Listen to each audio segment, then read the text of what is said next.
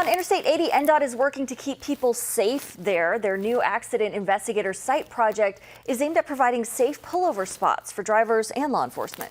During construction, drivers can expect several closures on exit ramps. 6 News' Johan Marin is on your side with what you need to know.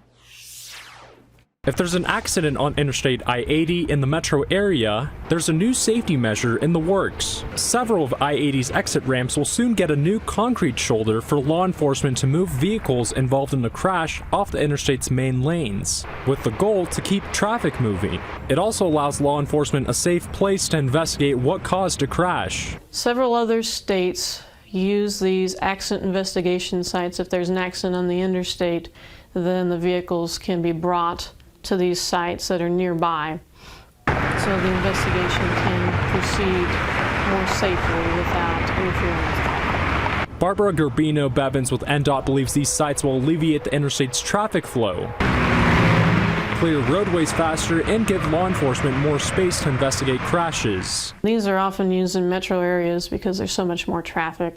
Once construction starts, partial shoulder and lane closures will affect exit ramps from I-80 at Giles Road, along with 84th, 72nd, 60th, and 13th Streets. For Christina Negretti, she's worried about the construction. She lives near South 60th Street. There's just already so much traffic from the construction from Grover Street to 60th Street. Sometimes they have it cut off, and it's a lot. So I just can't imagine.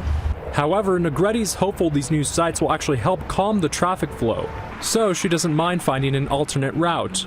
I think that it's a huge traffic jam, which causes people to get upset or whatever the case may be, and there is just tons of accidents up there. Once this project begins, all these ramps will remain open, but with restrictions.